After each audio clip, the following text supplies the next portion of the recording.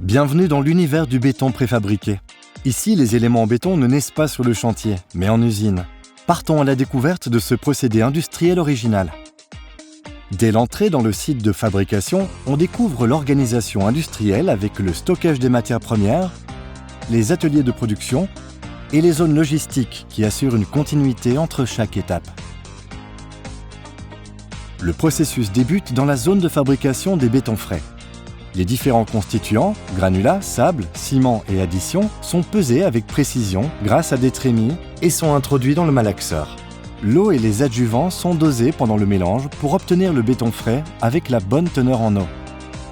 Chaque type de produit exige une formulation adaptée.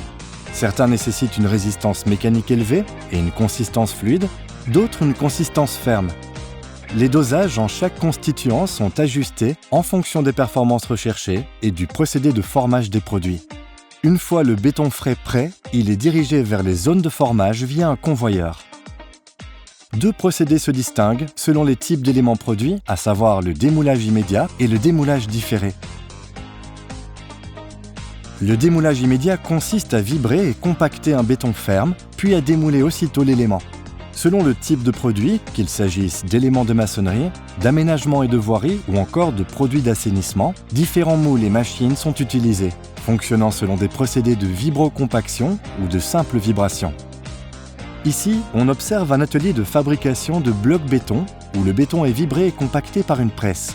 Les produits formés sont démoulés aussitôt et transportés automatiquement vers des étuves où ils durcissent pour être ensuite palettisés par robot et envoyés au stockage. Ce procédé, continu et dynamique, permet de produire en grande série et à cadence élevée des éléments standardisés. Le démoulage différé consiste à couler le béton, puis à attendre son durcissement avant démoulage.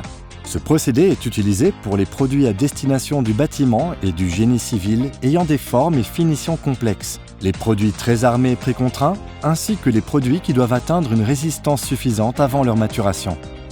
Pour les poutrelles précontraintes, par exemple, la fabrication se fait sur de longues pistes où des câbles sont tendus.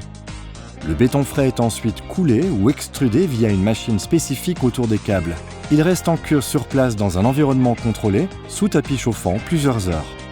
Puis, la précontrainte est relâchée avant découpe et stockage. Pour les prémurs, la fabrication se déroule sur des tables mobiles vibrantes où le coffrage du moule intégrant armature et réservation est réalisé.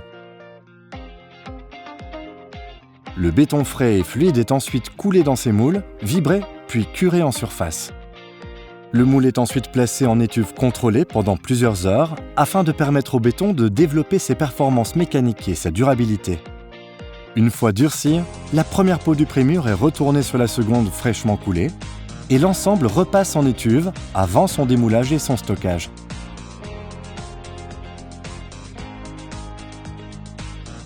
Ces deux procédés répondent à des besoins différents. La cadence et l'automatisation d'un côté, l'aspect esthétique, la complexité géométrique et la résistance mécanique de l'autre.